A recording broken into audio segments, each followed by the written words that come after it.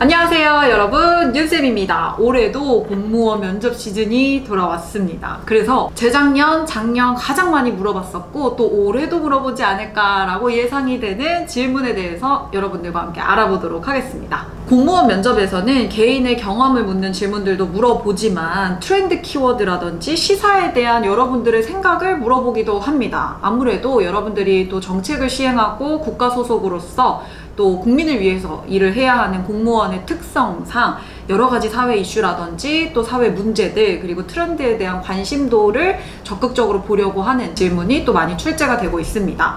그래서 여러분들이 반복적으로 등장하는 사회 문제라든지 예를 들어서 뭐 저출산 문제라든지 청년 실업 문제라든지 고령화 문제들 이런 반복적으로 드러나는 시사 문제들은 꼭 준비를 해보셔야 되고요. 오늘 여러분들께 말씀을 드리려고 하는 거는 트렌드 키워드 중에 하나입니다.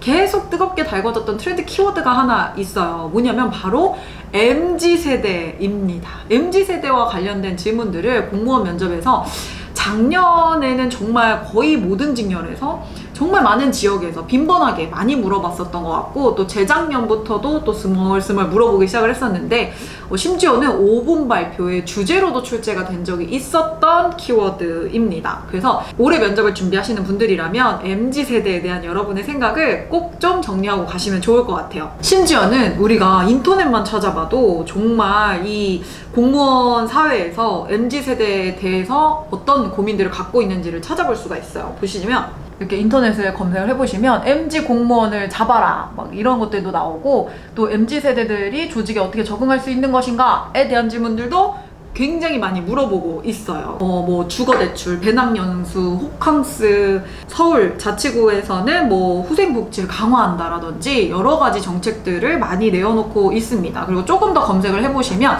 또 지역마다 우리 MZ세대 공무원들을 잡기 위해서 여러 가지 노력들과 정책들을 펼치는 거를 어렵지 않게 찾아보실 수 있을 것 같아요. 그렇다면 공직사회에서는 왜 이렇게 MZ세대들에 목매고 있는가? 왜 이렇게 MZ세대들을 주 키워드로 보고 있는가에 대해서 우리가 조금 이해를 해보면 좋을 것 같아요. MZ세대 같은 경우에는 요즘 뭐 퇴사를 많이 한다, 그리고 공직사회가 좀 안정적인 직장임에도 불구하고 시들하다, 이런 기사들을 심심치 않게 찾아볼 수 있는데요. 어쨌든 이 공직사회 입장에서는, 국가 입장에서는 이 핵심 인재들이 모여있는 이 MZ세대를 어떻게 잡고 조직을 또 혁신하고 개선해 나갈 것인가에 대해서 문제점을 인식하고 있다라고 보여집니다. 그래서 그런지 또 이 MZ세대들에 대해서 직접 MZ세대를 만날 수 있는 면접에서도 이 질문을 많이 하는 편인데요. 뭐라고 질문을 많이 했냐면요. 예를 들어서 MZ세대 특징은 뭐냐? 라고도 물어본 적이 있었고 MZ세대와 기성세대 간의 갈등을 경험한 적이 있었느냐? 본인은 그걸 어떻게 해결했느냐? 이런 질문들도 좀 많이 했었고요. 그리고 요즘에 MZ세대들과 기성세대가 조직 내에서 좀 갈등이 생기기도 한다. 이런 것들을 좀 어떻게 해결했으면 좋겠느냐라는 구체적인 해결 방안을 물어보기도 했습니다. 이런 문제점들에 대해서 여러분들의 생각을 좀 정리해 두시는 게 좋고 한 가지 주의점이 있다면 열폭하지 않는 겁니다. 여러분들 댓글에도 막 열폭해가지고 쓰실 수도 있을 것 같은데 안 됩니다.